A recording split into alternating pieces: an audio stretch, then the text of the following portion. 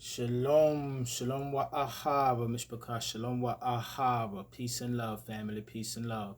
I want to say shalom to the whole house of Yasharel, all 12 tribes scattered throughout the four corners of the earth. And I also want to say shalom to the sojourners, the Gentiles, and the foreigners, and all those who give thanks, honor, and praises to the Elohim, or God of the Bible, and his only begotten Son, Yahushua HaMashiach, to whom many of you refer to as Christ. Hallelujah. Mishpachah. My heart goes out to all those who are searching for the Most High in spirit and truth and seeking to better themselves and seeking to walk in righteousness in the current world that we are living in, which is saturated with darkness. You know, a world that is ran by what I like to call Satan's Trinity, and that is money, drugs, and sex. You understand that, Mishpachah? The devil's trinity. With any two, you can get the other one in the world that we're living in right now. And this is a rough and dark time to be, to be living in, you know what I mean, to be a parent in, you know what I'm saying? This is it's a rough time to, to be a child in, when you look at how you can't even trust the public education system, and how, you got to watch your children wherever they go, how we ran wild and free when we were young, all up and down the neighborhood. We just had to be back on the street when the light came on. But nowadays, you won't even let your children out of your sight because of the darkness that they could be subjected to, you know what I'm saying, in this world that is ran by Hasatan. And in this time, Mishpachah, you know what I mean, the Israelites of the world, the so-called black folks, the so-called Negroes, so-called African Americans, the so-called Bantu people of Africa who have been scattered throughout the four corners of the earth, we're waking up, and that is a beautiful and glorious time to be in at the same time. You understand that, Mishpachah? These are interesting times that we are living in.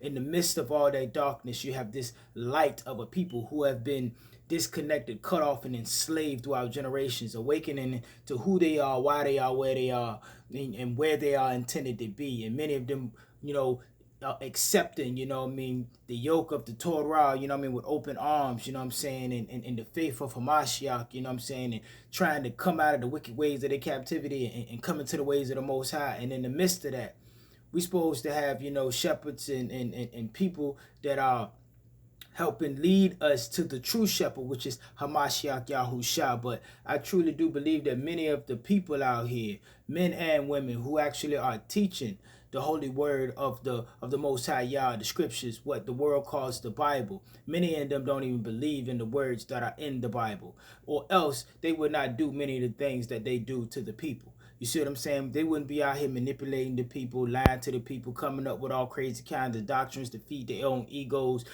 serving their own vanity, ripping the people off, taking money from the people. They wouldn't be doing all this if they truly believed in the Bible, because the Bible tells you that those who mislead the flock and those who scatter the sheep will be destroyed by the Most High. You see what I'm saying, Miss? Because those who come, in a prideful way will be destroyed by the Most High. So they can't believe what it is that they read, or else they wouldn't be the way that they are, Miss Picard. And so we're going to burn a little bit of midnight oil tonight, you know what I'm saying? And we're going to focus on the book of Mishlei, or more commonly known as the book of Proverbs, chapter 15. And we're going to start in verse 15. You know what I'm saying? Verse 15. And we're going to read 16 through 17. And you're going to see how these people that's out here, many of us that are supposed to be leading us to the ways of the Most High, directing us in the ways of the Most High, you know what I'm saying, teaching us in the spirit of Hamashiach, which is shown through loving your brothers. You know what I'm saying? You loving your brothers should be a sign that you are a disciple of the Most High Yah. I believe you can find that in the book of John. You understand that, Mishpachah? That is a sign that you are a disciple of the Most High Yah. If you out here hating on your brothers and sisters, if you out here backstabbing people that's more successful than you, if you out here with an envious eye towards your own people, that is a sign that you working for the darn devil. You understand that, Mishpachah? Because loving your brothers and sisters and wanting them to succeed in their endeavors and walking in humility is a sign that you are a disciple of the Most High Yah. Hallelujah. But we're going to start at Mishlei, more commonly known as Proverbs chapter 15, verse 15. And we're going to read through 17, starting off. And it says, better is a little with the reverence of Yahuwah. Better is a little. Better is a simple life. Better is a shalom life or with the reverence of Yahuwah. And that word, that Hebrew word for reverence there is the Hebrew word yerath, which means fear, terror, fearing, awesome or terrifying thing, fear of God, fear of Elohim, respect, reverence, piety. Better is a simple life with the reverence of the Most High, with the fear of the Most High, with the respect of the Most High, than great treasure with trouble.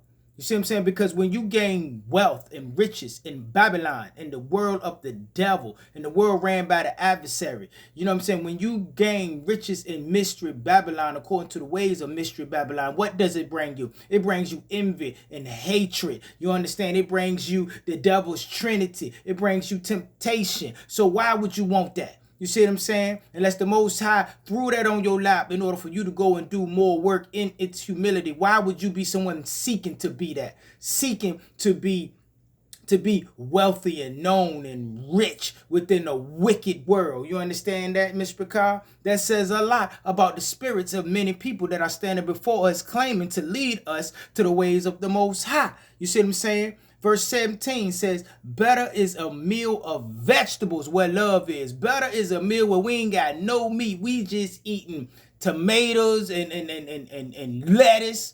You know what I'm saying? Cucumbers, simple eating. But there's love in the meal that is made. Than a fatted calf with hatred. Than to have a whole steak in front of you, but you surrounded by Negroes that's wishing and praying for your downfall. You rather be eating vegetables where love is than to have a fat steak on your plate and you surrounded by Negroes that won't take it from you. You see what I'm saying, Mr. Picard?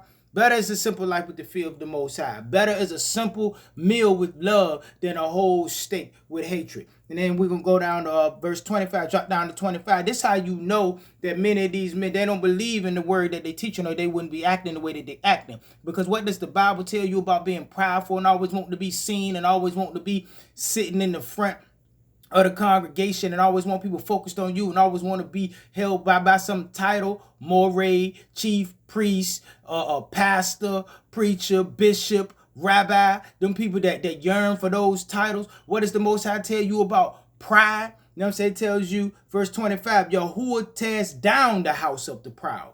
See what I'm saying? So if you had fear of the Most High, you wouldn't be walking around here looking down on your people, all down your nose with your head up high, all self-righteous, judging everybody for what it is that they may not know or how they living in ignorance. You wouldn't be walking like that if you truly believe in the words that are in the book that you're supposed to be teaching. You understand that, Mr. Picard? And lastly, before we get up out of here, drop down to the last verse, verse 33. It says, the reverence of Yahuwah is the discipline of wisdom, the discipline of chokhmah or chachmah, depending on your vernacular.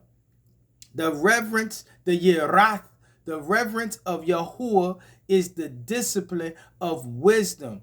And before esteem and before glory is humility. So before you receive righteous glory, you should be coming in humility and just wishing, you know what I mean, and praying, you know what I mean, more so praying, you know what I mean, for the betterment and the upliftment and the success of your people and the success for all those who are searching for the Most High in spirit and truth and coming forth in the word and living as an example of the people in humility, not trying to be better than nobody, not trying to be self-righteous over nobody, not trying to get no title over nobody, not trying to position yourself to be in some type of form of leadership in nobody's life. Let the Most High place those things upon you, and if those things are called upon you, then you lead properly, but you lead in humility.